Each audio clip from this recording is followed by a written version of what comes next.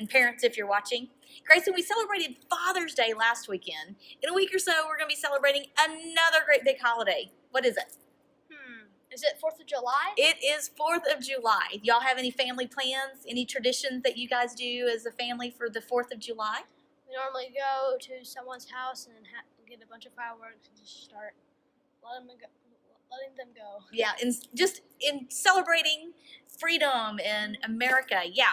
Well, we usually have a get-together, too, as our family, and we get a few fireworks and enjoy just being together as a family and celebrating the freedom that we have in order to be able to come to church and celebrate and worship the Lord Jesus Christ.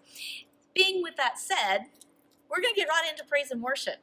Okay. One of my favorites. You guys stand up, enjoy, get some energy out, and let's worship together.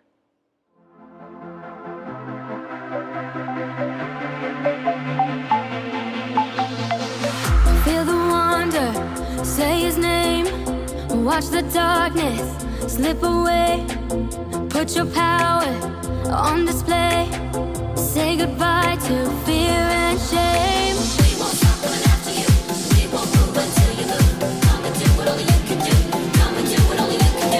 We won't stop coming after you, we won't move until you move, come and do what only you can do, come and do what only you can do. Move right now, we want you right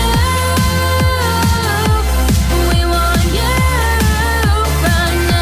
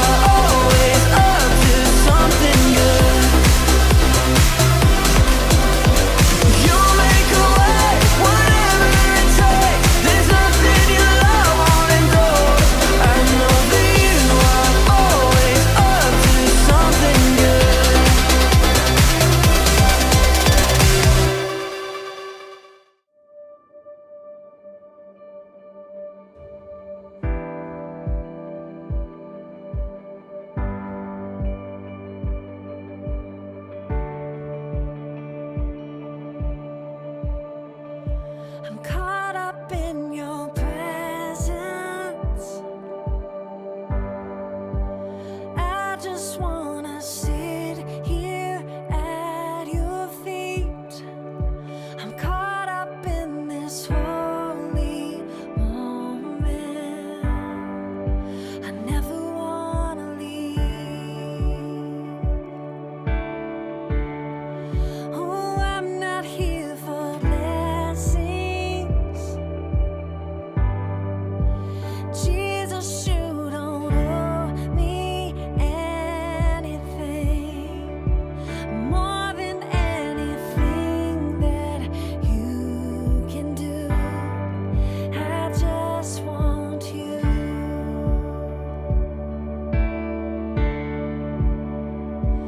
I'm sorry when I've just gone through the motions. I'm sorry when I just sang another song. Take me back to where we started. I open up my heart to you.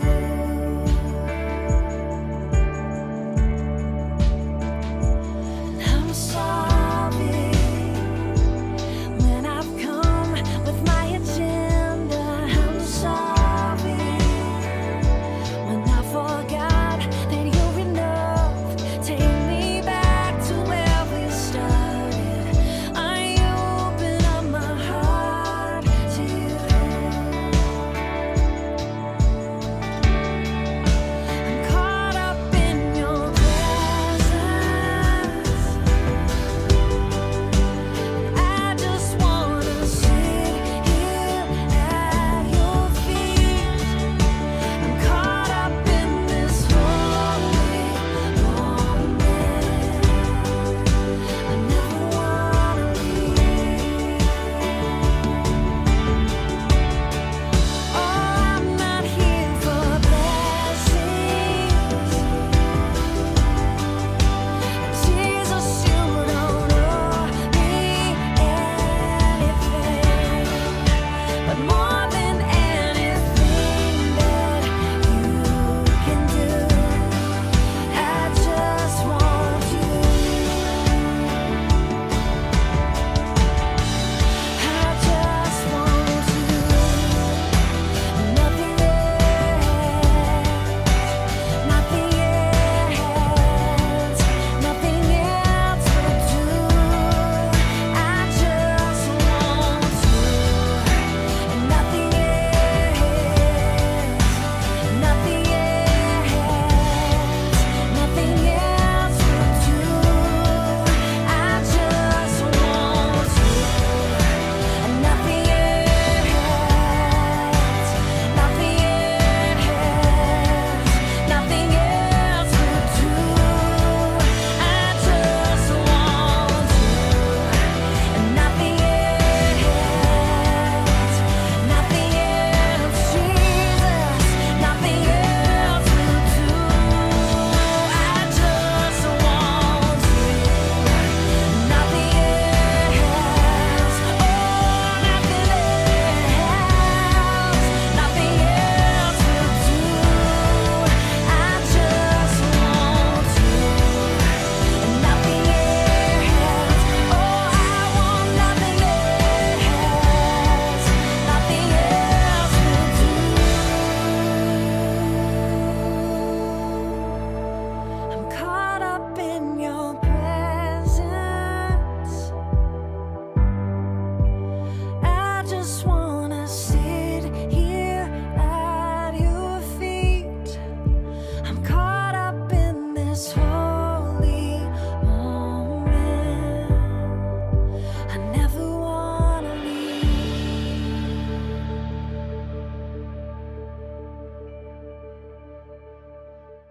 Hey kids, we're still talking about YOLO. You only have one life to live.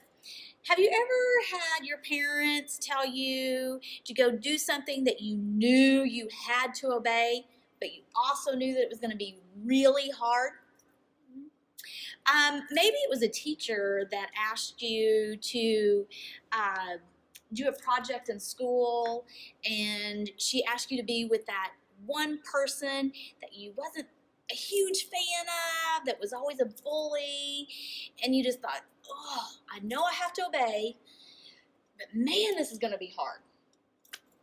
Yeah, We've all had those times. Well, today we're going to learn how obedience gives you blessings. But first of all, we're going to get right into our intro video, and we're going to see what Lauren is up to today with her stunts and what she gets herself into.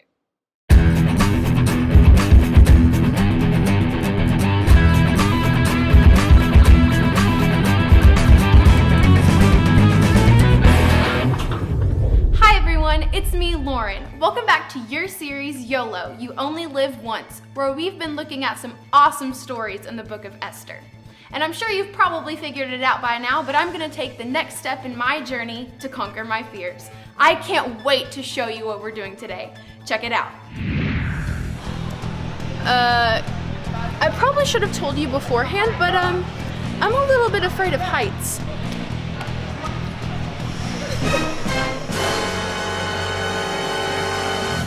Well, I guess this is it. YOLO!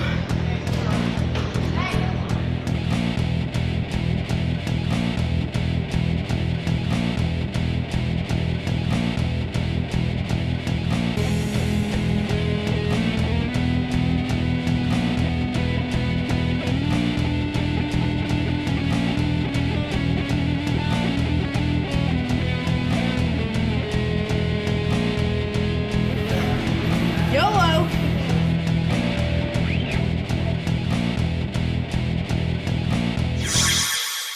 Wow, how awesome was that? You know, you might not have noticed, but on the walls there were several rules posted to make sure I didn't get hurt. I'm so glad I read and obeyed the rules. Obedience is super important, especially when it comes to God. When God speaks, we must obey. That's certainly something Esther found out. God called her to do something very difficult, but it was super important. She had a choice: obey God or do her own thing. I don't want to spoil the story for you, but let's just say Esther's obedience was a matter of life and death.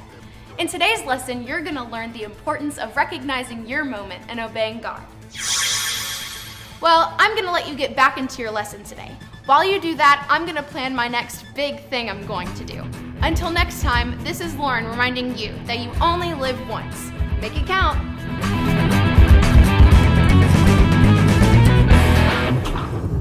Wow, Lauren sure gets herself in a lot of messes, doesn't she? Yeah, she's kind of fun to watch.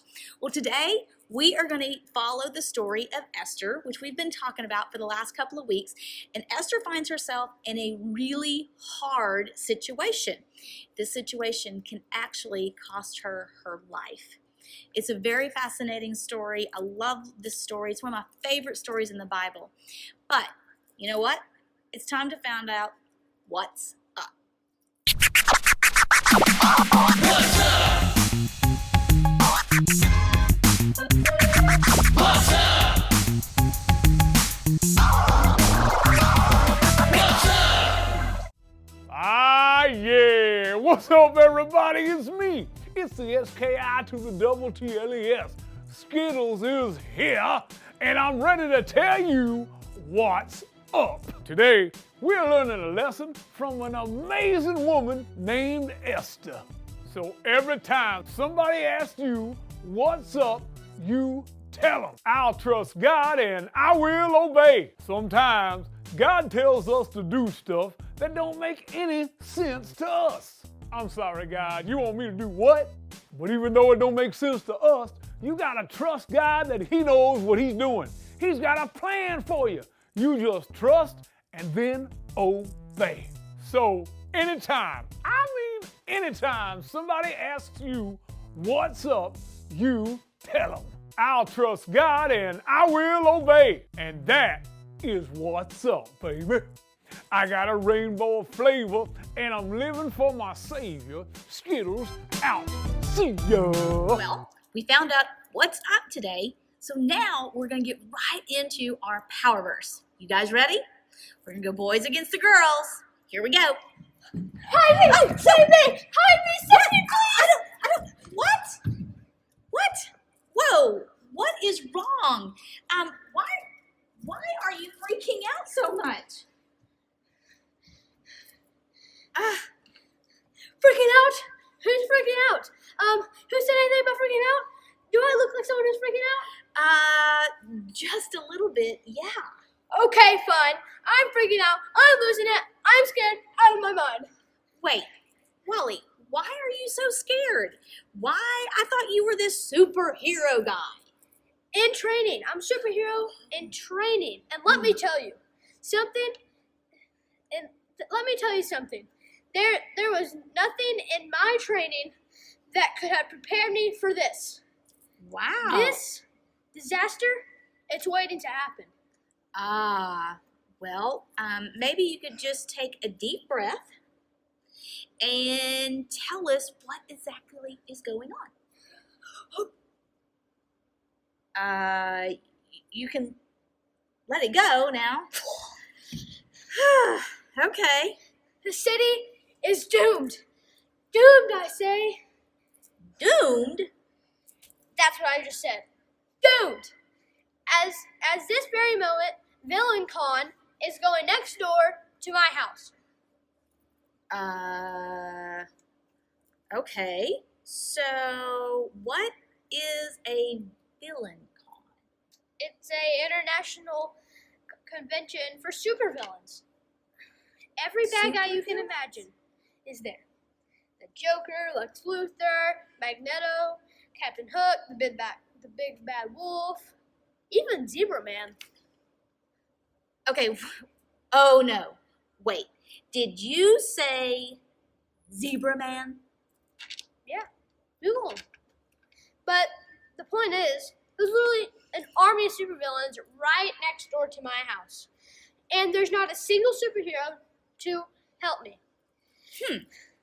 They're all either on vacation or trapped in a time portal or on the moon or filming a movie or in an alternate dimension fighting their evil twin.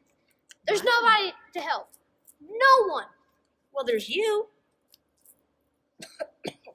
Excuse me? I'm a superhero in training. I'm not qualified for this.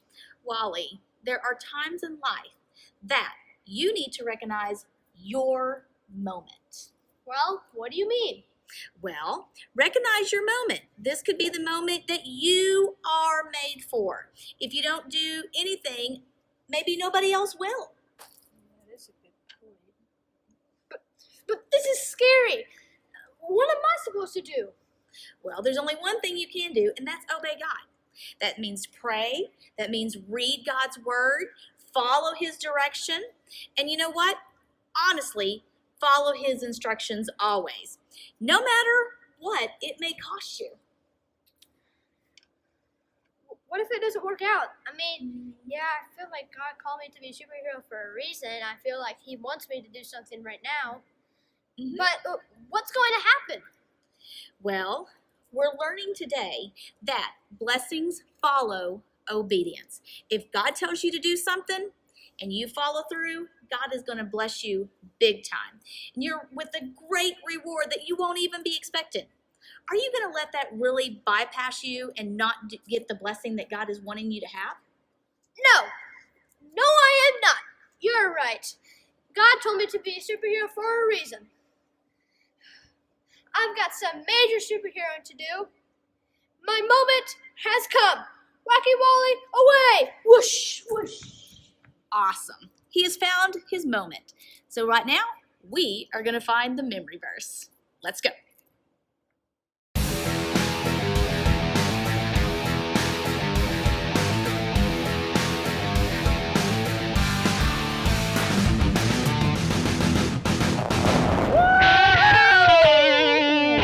Hey everybody, it's me, Wiggy Pop. I'm here to teach you another rockin' power verse. Today's power verse says, if you love me, obey my commandments. John 14:15. Whoa, what a rockin' power verse. Now, you know what I need? I need my boys. That's right. Boys, stands up and say the power verse with me, Wiggy Pop, on the count of 3. 1, 2, 3. If you love me, obey my commandments. John 14:15. Great job, boys. You may have a seat, but now I need my girls. Come on, ladies, stand up and say the power verse with me, Wiggy, on the count of 3. Here we go. 1, 2, 3. If you love me, obey my commandments. John 14:15. Great job, great job. You can all have a seat. You know, obeying is never an easy thing to do. Oh no, sometimes God asks us to do things that require us to get out of our comfort zone. The other day, God told me to sign up for the National Air Guitar Championship. I was like, God, are you serious? I can't do that. What if I break a string in front of all those judges? But God assured me that He would be with me. And you know what? He was! I ended up bringing home the first place trophy. Now, you know what I need right now? I need everybody, boys and girls, to stand up and say this power verse with old Wiggy together. Are you ready? 1, 2, 3. If you love me, obey my commandments. John 14:15. Nicely done. But before you sit down, let me hear your air guitar. Woo! Great job. You may have a seat. Well, my name is Wiggy Pop, and I've got to get on to my next gig. I'll see you next time when I teach you another rockin' power verse. See you later. Woo!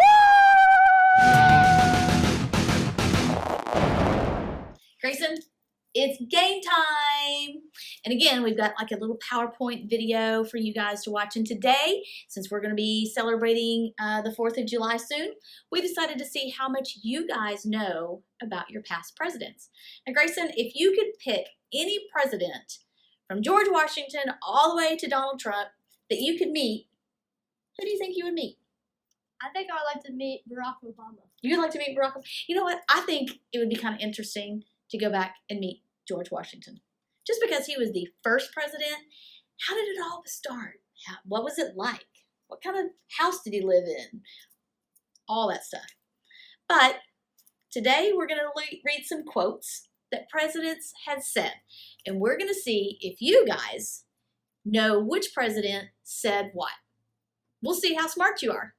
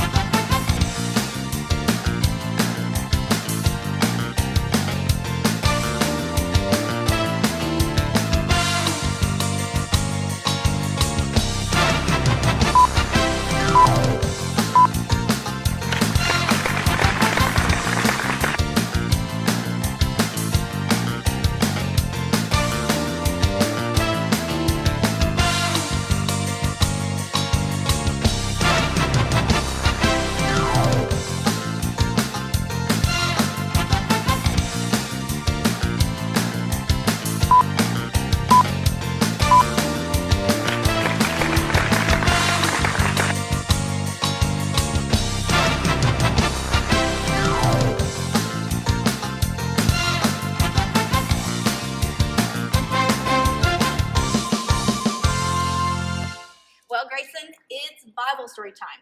But me and you played the game. How many? I can't remember how many we actually got right and wrong. But I think I got like 3. You probably got like 4. maybe. It was still interesting to go back and read their quotes and figure out who said what. But today our Bible story goes right on into the Esther's life. So we're going to learn some points from Esther. Like last week we learned some things about how not to be a jerk from King Xerxes. Today we're going to learn how to recognize our moment in time that God can use us. So we're going to go back and we're going to kind of backtrack our story a little bit. So here's Esther, and she was a little orphan girl, and her parents had passed away, and her uncle Mordecai had actually taken her in and adopted her. And then all of a sudden King Xerxes banished his queen Vashti from the palace, and then there was this new beauty pageant thing going on, and Esther was involved with that, and she got to, be a part of that, and she ended up being queen. I mean, how awesome was that? Now, there was one secret that she kept. Do you remember what secret that was that Mordecai told her not to tell? She was actually a Jew. They were Jews, and he told her not to tell anybody. So she didn't. She kept that a secret. So here she is in this beauty pageant, and King Xerxes was picking, the queen. And he says, Esther will be my queen, because she was beautiful. She had a great personality. She was very innocent. And so she got picked to be the queen.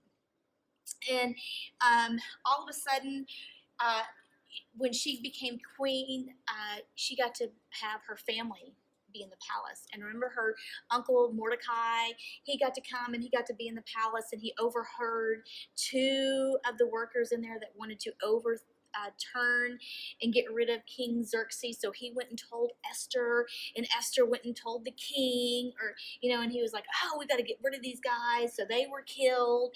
And so basically, Mordecai saved King Xerxes' life. And remember when I had told you back a couple of weeks ago that they record everything? Okay, remember that. That's going to be a very important part of this story. They recorded everything. So him saving King Xerxes' life was written down in these books for records. And so Mordecai had, there was also this evil villain. Every story has a villain. And this man was Haman. And Haman, he was second in command with King Xerxes. And he was like, you know what, since I'm second in command, everybody's going to bow down to me. Everybody's going to bow down to me.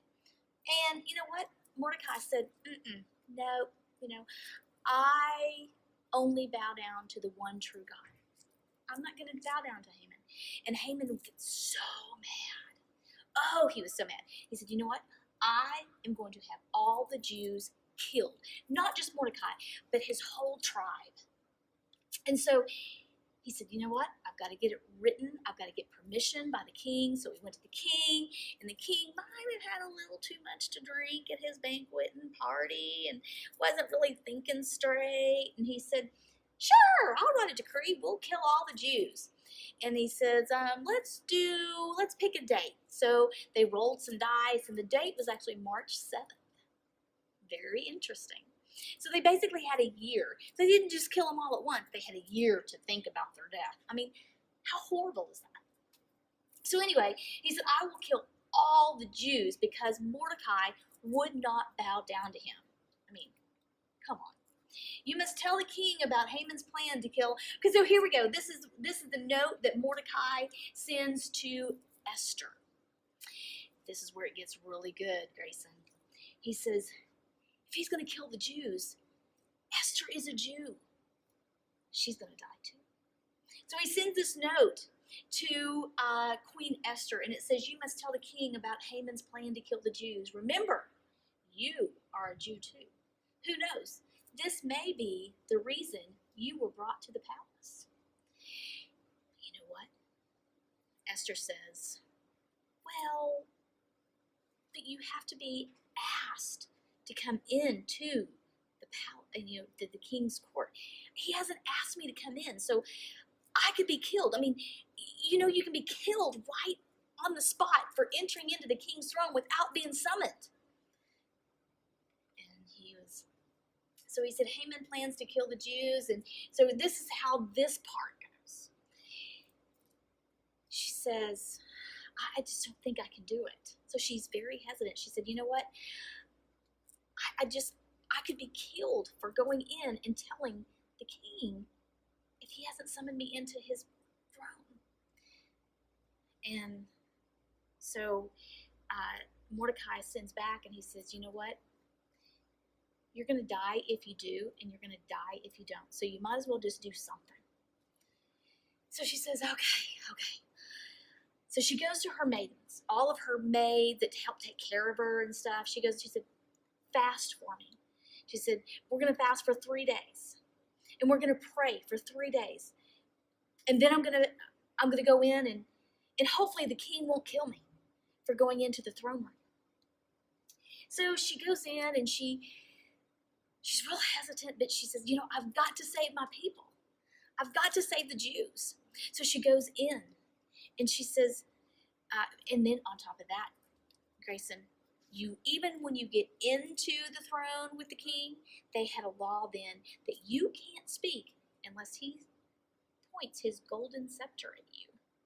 So now she could die just walking in, but then if she speaks before he turns the scepter to her to speak, she could still die. So she's got to get through, a couple of things here. I think I'd be kind of scared, wouldn't you? I'd be really scared. Yeah, it would be very nervousing to me. But she gathered up the courage. She's seen where her moment was, and she's walked in. And you know what? This is the turn of the story a little bit. King Xerxes says, he remembers thinking, you know what? I don't think I've seen the queen in 30 days. I bet she's aggravated at me. Because, sometimes when us women and our spouses or our boyfriends don't show us any attention, we kind of go in and we go, hey, did you forget about me? I'm the most important person in your life here, whatever. So he began to think, yikes, what have I done? And she says, hey, King, I would like to have a banquet with you and Haman. And he said, oh, okay, we can do that. So they have a banquet. Her and Haman, King Xerxes and Haman and her are all in this little banquet room, and everything's going great. But something inside Esther says, you know what, this is just not the time to bring up what Haman is going to do. She said, you know what, let's have another banquet tomorrow night. So King Xerxes he goes back home and he's like, man, what is she wanting? I don't really know what she's wanting out of me. I've offered her half the kingdom to make up for not being with her for 30 days. Now his head's just spinning. But then Haman, he leaves the banquet and he goes outside the gates, and guess who is sitting outside the gates? Mordecai. And Mordecai, everybody's supposed to bow down to Haman. Mordecai says, no, I'm not doing it. Oh, that made Haman so mad that he gets furious. And he calls out for his workers to go build a noose, which is what you would hang somebody on.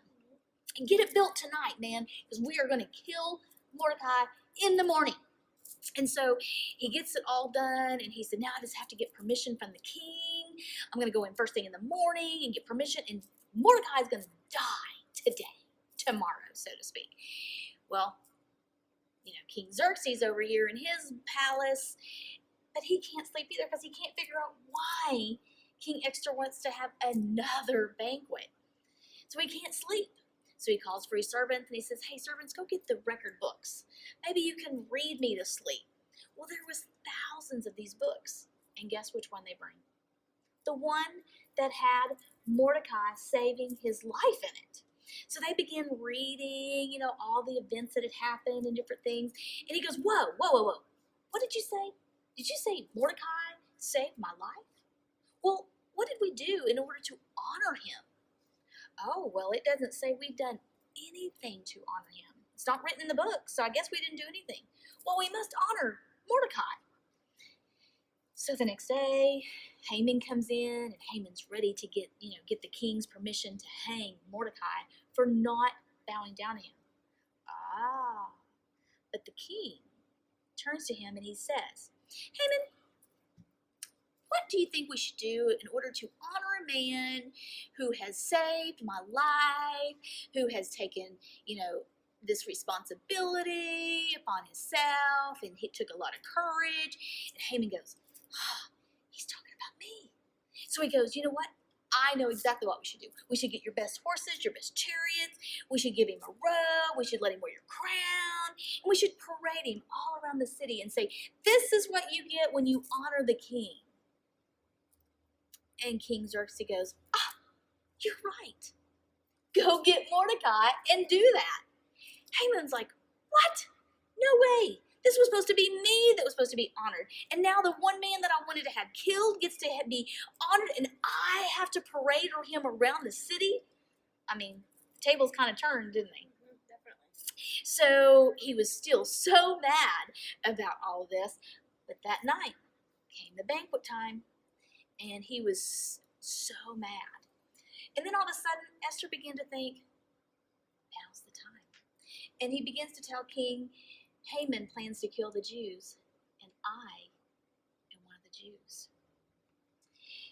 And he says, I decree that Haman be killed and all of his possessions be given to the Queen Esther. Well, guess who ended up dying and getting hung?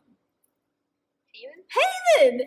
So his own, he had this built for Mordecai. He ended up being hanged and killed. His own plan. His own plan backfired. But you know what? Esther saved her people. And just like our memory verse says, if you love me, obey my commandments. And Esther, she obeyed. She listened to her spirit. She didn't feel like the right time was the first banquet, but it was the second time after Haman was going to go, and he was going to make sure that Mordecai, had died and stuff. It was God's plan is just amazing. So we're going to go right in and we're going to learn our lessons from Esther. So, Greyson, I want you to put on that imaginary helmet with me. You guys out there, put on your imaginary helmets. And Greyson, if I was to be, your dad's a police officer, right? Mm-hmm. So let's do a little bit of imagination. Let's say that we are going to do a job shadow, and we're going to follow your dad on a day at work. So we get to ride in the police car, and we get to go with him and see what his daily duties are. Have you ever got to do that? Nope. You haven't got to do that. Well, we're going to pretend today is the day that we get to do that. Okay. So we're going to be in the back seat, not as criminals, but we're going to follow your dad. So we're in there and we're watching and we're cruising Fayetteville, and all of a sudden we see a crime about to happen. Do you think your dad would just glance and see that it's about to happen and then just drive off? Because why? Because he's trying to protect us. Exactly. He's trying to protect the city of Fayetteville. It's his job. It's his moment in time to protect the citizens of Fayetteville. So at that time, he recognizes it's his moment to save a company, to save someone from being hurt or whatever. So let's do a fireman. Let's say that we're in a fire truck and we're following those fire trucks around, and they're going around, and they all of a sudden see a house on fire. Do you think that they would just bypass that house, or do you think they would stop and try to get out the fire? They would try to stop and put out the fire. I think you're exactly right. I think they would do their job. They recognize their moment. They recognize that they are needed at that time, and they probably do exactly just that. So, you know what? Esther obeys God no matter what the cost. And we have to remember that in her situation, it wasn't easy for her to make the decision to go into the king's throne because you had to be asked. You could be killed on the spot if you was to go in and you wasn't summoned. So she had to obey God in doing that. She had to honor that. She knew that it could possibly cost her her life, but she did it anyway. A lot of times, Greyson, we have to recognize our moment, just like Esther did. Sometimes we look at our situations and we go, you know what? That may cost us popularity. This might cost us some finances. But in the long run, if we obey, blessings follow obedience. That's exactly what happened to Esther. She obeyed, and therefore blessings. Her people were saved. She was saved. Mordecai was saved. And, a lot of times we forget that obeying God's will and obeying what God has us to do, we are giving blessings. And you know what, Greyson? We never want to not receive our blessings by not recognizing our moment. And during this time that we're living in, who knows? Maybe we were born just for this time. I tend to remember and think about when I was really kind of studying this lesson, why wasn't I born back in the 1840s or, the 1900s or whatever? Because that wasn't the time that God wanted me. He wanted me for this moment.